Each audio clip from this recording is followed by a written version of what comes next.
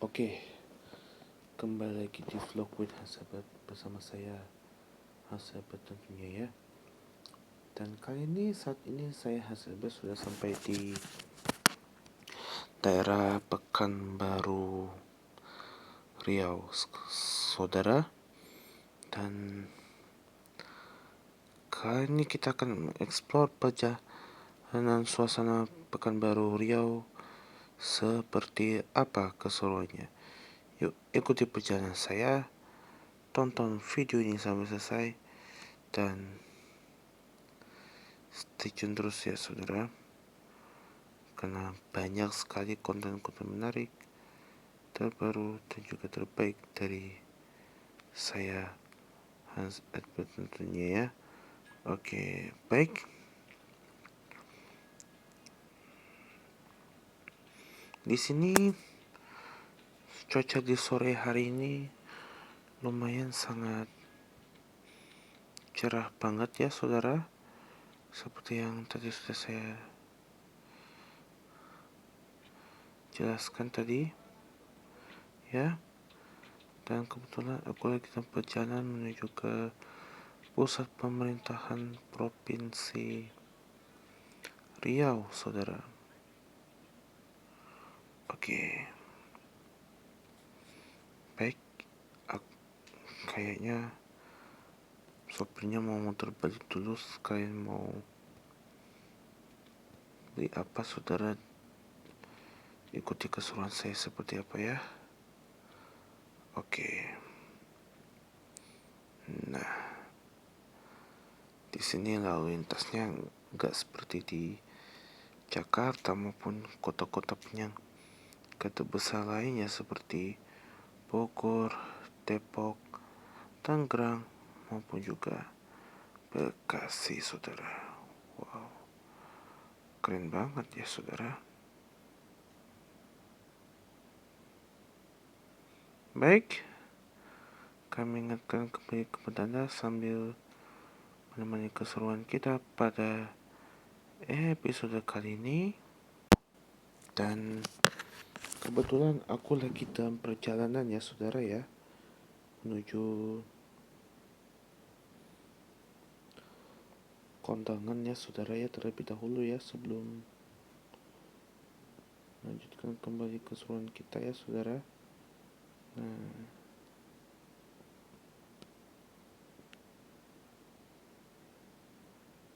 di sini aku lagi dalam perjalanan ya saudara ya, menuju kondangan sebelum aku ke kantor. Oke, Mimin sengaja menyembunyikan kamera sementara aku lagi ada di belakang saudara. Baik. Wah, keren juga ya saudara.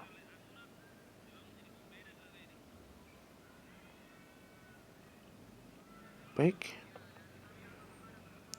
Nah, kali ini aku selain ada kerjaan dan urusan yang secara dadakan saudara, nah, vlog with Hasabat agak spesial dan juga istimewa banget rasanya ya, untuk Anda ikuti secara bersama-sama, tentunya hadir ke hadapan Anda pada kesempatan yang sama saudara. Baik, tidak seperti episode-episode sebelumnya saudara ya. Tadi aku baru aja sampai dari Pekanbaru, menempuh perjalanan jarak jauh 2 hari 2 malam dari Jakarta menuju Pekanbaru.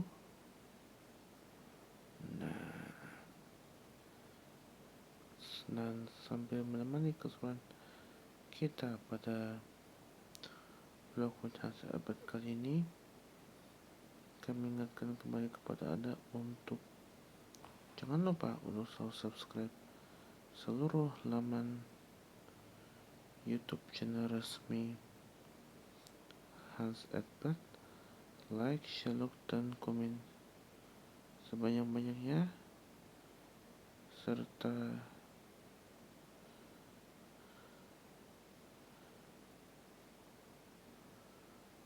nyalakan notifikasinya ya saudara. Oke, baik.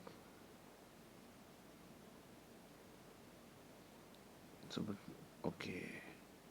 Nah, pemirsa, oke, mau muter balik tuh ya saudara. Oke, perjalanan kami lanjutkan kembali ya saudara ya. Ayo kita pergi saudara Kemon. Nah, kita akan jalan-jalan tuh nih pertama kalinya nih sambil mengeksplor suasana Pekanbaru Riau seperti apa. Yuk ikuti keseruan saya ya saudara ya sampai tayangan ini selesai saudara. Baik. Dan sekarang ini rekaman ini sudah aku buat sekitar hari Sabtu ya saudara ya, hari Sabtu yang lalu. Dan seperti biasa kami akan temani akhir pekan Anda dengan penuh semangat dan juga sukacita ya saudara ya, bersama saya Hans Ebert tentunya di Vlog with Hans Ebert episode kali ini saudara. Baik, aku lagi dalam perjalanan menuju kondangan ya saudara ya. Kebetulan ada acara di sana dan Mimin harus segera gerak cepat saudara ya untuk bisa sampai tepat waktu ya saudara. Oke, baik.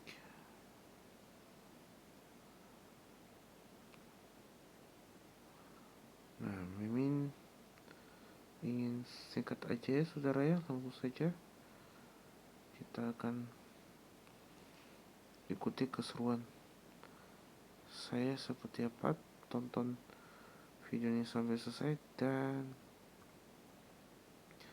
stay tune terus ya saudara ya, karena akan banyak sekali konten-konten menarik terbaru dan juga wajib untuk kita ikuti dan juga kita simak ya saudara ya. Oke, nah di sini di sekitar Jalan Pekanbaru ini cukup ramai lancar ya saudara ya waktu di sore hari ya saudara ya. Dan kali ini aku akan ajak Anda untuk menemani akhir pekan Anda dengan semangat dan juga bermanfaat ya saudara ya. Nah, di sini suasana kota Pekanbaru memang sudah tidak diragukan lagi loh saudara ya. Dan ada banyak sekali aneka jajanan dan juga oleh-oleh tradisional khas Provinsi Riau, tapi juga termasuk salah satunya di kota Pekanbaru ini nih saudara nih, yang wajib Anda kunjungi saudara. Salah satunya adalah Viera saudara ya. Viera itu salah satu jajanan oleh-oleh khas dari Provinsi Riau saudara ya, yang kental dengan duriannya. Menurut saya wah sedap banget ya saudara ya. Wah, enak dong ya kan. Nah, ada banyak sekali kenang-kenangan indah ketika saat saya pertama kali Anda mengunjungi ke kota Pekanbaru Riau nih saudara nih, pusat pemerintahannya, bisnisnya, perekonomiannya juga industri perdagangannya sudah tidak dilakukan lagi ya. Nah, Pekanbaru itu julukannya kota paling bertuah di sini. Wah, oke. Nah, ada fakta-fakta menarik dari Provinsi Riau nih saudara ya. Riau ini kan adalah sebuah provinsi yang terletak di Pulau Sumatera ya, tepatnya di Indonesia ya. Tepatnya di pantai timur Pulau Sumatera bagian tengah. Pesisirnya berbatasan dengan Selat Malaka, dan sampai tahun 2004 provinsi ini juga meliputi Kepulauan Riau, saudara. Kelompok besar pulau-pulau kecil, pulau-pulau utamanya antara lain Pulau Batam dan Pulau Bintan yang terletak di sebelah timur Sumatera dan sebelah selatan Singapura. Kepulauan ini dimekarkan menjadi provinsi tersendiri pada bulan Juli 2004.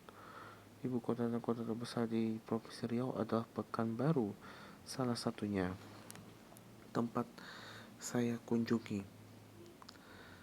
Nah, dan kota besar lainnya setelah Pekanbaru adalah Kota Dumai.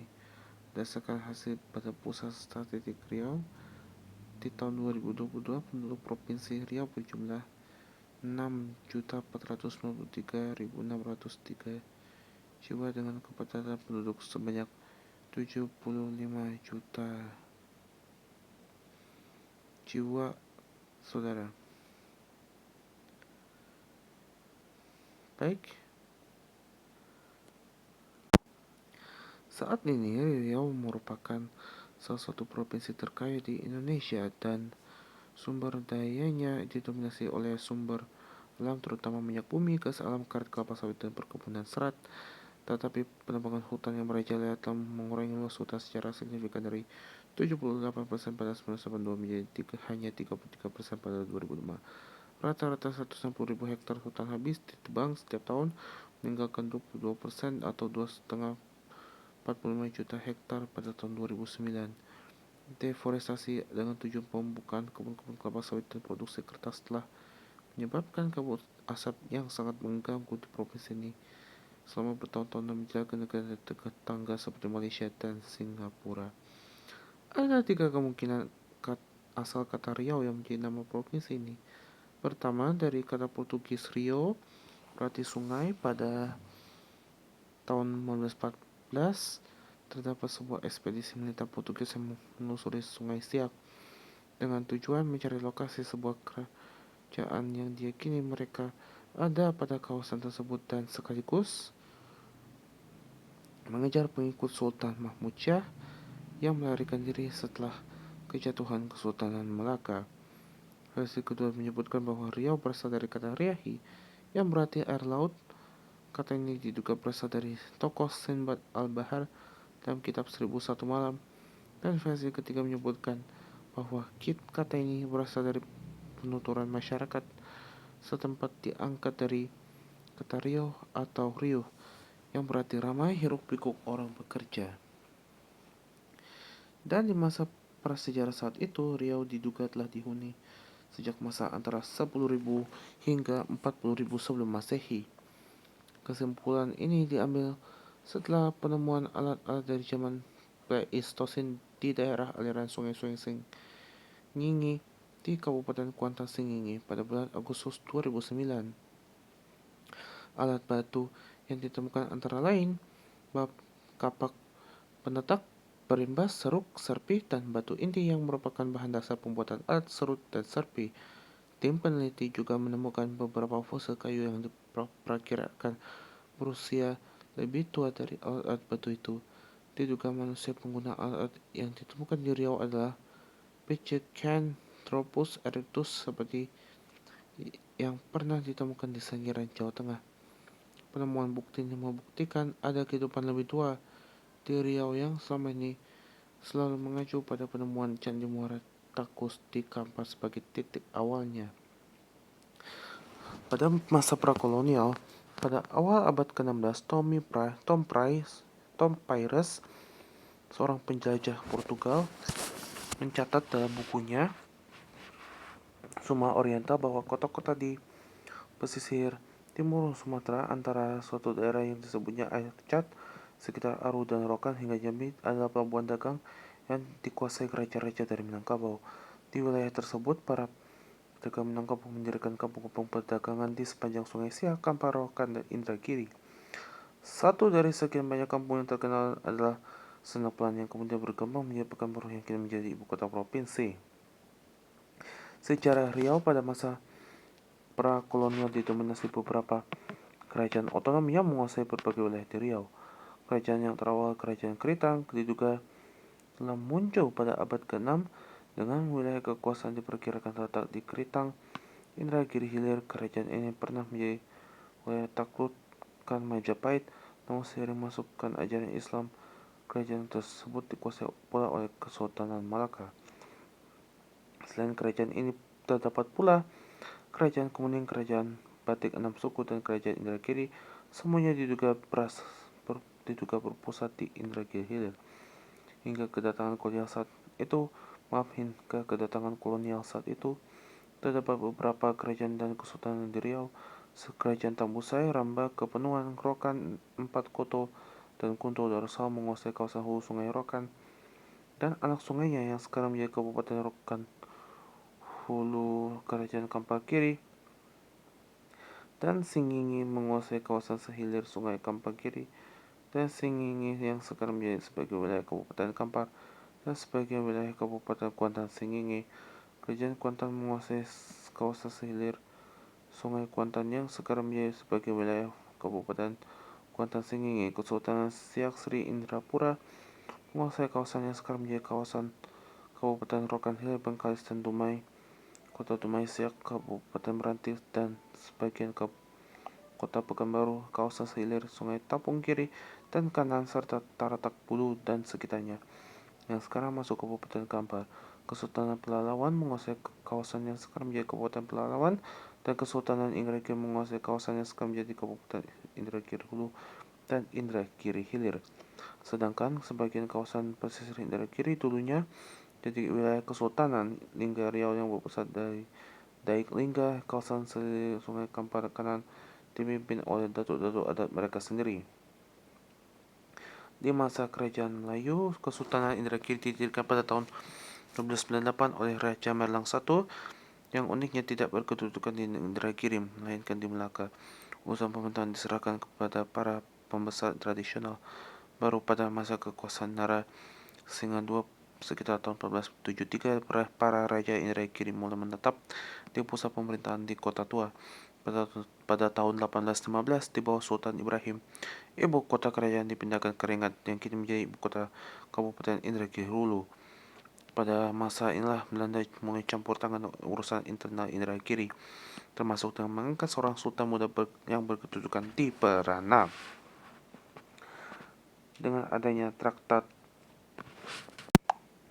Perdamaian dan Persahabatan yang ditandatangani pada tanggal 27 September 1938 antara Indragiri dengan Belanda, maka Kesultanan Indragiri menjadi self-Belstuur lindungan Belanda, dipimpin seorang kontroler yang memegang wewenang mutlak terhadap kekuasaan lokal. Kesultanan Siak Sri Indrapura didirikan oleh Raja Kecil dari Pagaruyung pada tahun 1723.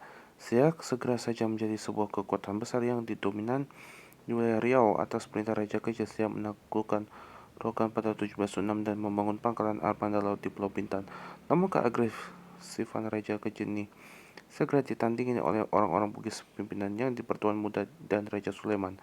Raja Kecil terpaksa melepaskan pengaruhnya untuk menyatukan kepulauan-kepulauan dan lepas pantai timur Sumatera di bawah bendera Siak. Meskipun antara tahun 1740 hingga 1745 ia bangkit kembali menjadi dan menaklukkan beberapa kawasan di Semenanjung Malaya, dan pada akhir abad ke-18 Siak telah menjadi kekuatan yang dominan di pesisir timur Sumatera.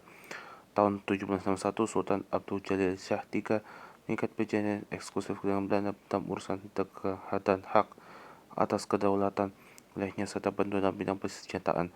Walau kemudian muncul dualisme kepemimpinan dalam tubuh kesultanan yang awalnya tanpa ada pertentangan di antara mereka, Raja Muhammad Ali yang lebih disukai Belanda kemudian menjadi penguasa Siak. Sementara sepupunya Raja Ismail tidak disukai oleh Belanda muncul sebagai Raja Laut, menguasai perairan Laut Sumatera sampai ke Laut Tiongkok Selatan, membangun kekuatan di gugusan Pulau 7 tahun 1740. Siap melakukan daerah langka termasuk wilayah Deli dan Serdang di bawah ikatan perjanjian kerjasama mereka dengan VOC pada tahun 1744. Siap membantu tentara Belanda menyerang dan mendudukan Selangor, dan sebelumnya mereka telah bekerjasama memadamkan pemberontak Raja Haji Fisabilillah di Pulau Penyenangan. Pada masa kolonial Belanda, invasi Belanda yang agresif kepada Timur Sumatera tak dapat dihadang oleh Siak. Belanda mempersempit wilayah kedaulatan Siak dengan mendirikan Kesedihan Riau, Residenti Riau, di bawah pemerintahan Hindia Belanda saat itu yang berkedudukan di Tanjung Pinang. Para Sultan Siak tak dapat membuat apa-apa karena mereka telah terikat perjanjian dengan Belanda. Kedudukan Siak semakin melemah dengan adanya tarik ulur antara Belanda dan Inggris yang kala itu menguasai Selat Melaka untuk mendapatkan wilayah-wilayah strategis di pantai timur Sumatera. Para Sultan Siak saat itu terpaksa menyerah kepada kehendak Belanda dan menandatangani perjanjian pada Juli 1873 yang menyerahkan Bengkalis kepada Belanda, dan mulai saat itu pula wilayah-wilayahnya yang sebelumnya menjadi kekuasaan Siak satu demi satu berpindah tangan kepada Belanda. Pada masa yang hampir bersamaan, Indragiri juga dipengaruhi oleh Belanda, namun akhirnya baru benar-benar berada di bawah kekuasaan Batavia pada tahun 1938. Penguasaan Belanda atas Siak menjadi awal pecahnya Perang Aceh. Di pesisir, Belanda bergerak cepat menghapuskan kerajaan-kerajaan yang masih belum tunduk. Belanda menunjuk seorang residen di Tanjung Pinang untuk mengawasi daerah-daerah pesisir, dan Belanda berhasil memakzulkan Sultan Riau Lingga, Sultan Abdurrahman Muazzam Shah pada Februari 1911. Di masa pendudukan Jepang saat itu di Indonesia, Riau menjadi salah satu sasaran utama untuk diduduki. Pada tentara Jepang saat itu menduduki Rengat pada 31 Maret 42, seluruh Riau dengan cepat tunduk di bawah pemerintahan Jepang saat itu. Salah satu peninggalan masa pendudukan Jepang adalah jalur kereta api sepanjang 210 km yang menghubungkan Muaro, Sinjunjung, dan Pekanbaru yang terbengkalai. Ratusan ribu rakyat Riau dipaksa bekerja oleh tentara untuk menyelesaikan proyek ini. Di era kemerdekaan inilah Revolusi Nasional dan Orde Lama pada awal kemerdekaan Indonesia, bekas Kesenian Riau dilebur dan bergabung dan Provinsi Sumatera yang berpusat di Medan. Seiring dengan penumpasan simpatisan PRRI, Provinsi Sumatera dimarkakan lagi menjadi 3 provinsi, yakni Sumatera Utara, Sumatera Tengah, dan Sumatera Selatan. Ketika itu, Sumatera Tengah menjadi basis terkuat di PRRI. Situasi ini menyebabkan pemerintah pusat membuat strategi memecah Sumatera Tengah dengan tujuan untuk melemahkan pergerakan PRRI saat itu. Selanjutnya, pada tahun 1957, berdasarkan UUD nomor 19 tahun 57, Sumatera Tengah dimarkakan menjadi 3 provinsi, yaitu Riau, Jambi, dan Sumatera Barat. Kemudian, yang menjadi wilayah Provinsi Riau yang baru terbentuk adalah bekas wilayah Kesultanan Siak, Sri Indrapura, dan Karesidenan Riau, serta ditambah Kampar. Riau sempat menjadi salah satu daerah yang berpengaruh pemerintah revolusioner RI pada akhir 50-an. Pemerintah pusat menggelar operasi tegas bawah kepemimpinan Kharudin Nasution saat itu, yang kelak menjadi gubernur provinsi ini dan berhasil menepasi sisa pemerintahan PRRI. Setelah situasi keamanan berangsur pulih, pemerintah pusat mulai bertindak untuk memindahkan ibu kota provinsi dari Tanjung Pinang ke Pekanbaru yang secara geografis terletak di tengah-tengah. Pemerintah akhirnya menetapkan Pekanbaru sebagai ibu kota provinsi yang baru pada 20 Januari 1959 lewat Kepmendagri nomor Desember 52-1-4-25. Setelah jatuhnya Orde Lama, Riau menjadi salah satu tonggak pembangunan ekonomi Orde Baru yang kembali menggeliat. Pada tahun 1944, ahli geologi NPPM Richard Heiluper dan Tor Oki bersama timnya menemukan sumur minyak terbesar di Asia Tenggara, yaitu Minas Siak. Sumur ini awalnya bernama Minas Nomor 1. Minas terkenal dengan jenis minyak Sumatera Light Scrub SLC yang baik dan memiliki kadar belerang rendah.